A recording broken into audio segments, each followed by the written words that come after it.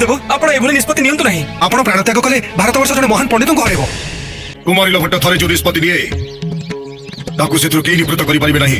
कुमारिल भट्ट प्राणत्याग करबा को मनस्थ करी जुई पर उपविष्ट करिसंदी। तांको ए कार्य क्षांत करबा को पड़िबो। आपनक भली व्यक्ति दर्शन लाभ अति दुर्लभ। मो पूर्व जन्मर पुण्य फलरु आपनक दर्शन लाभ करियछि।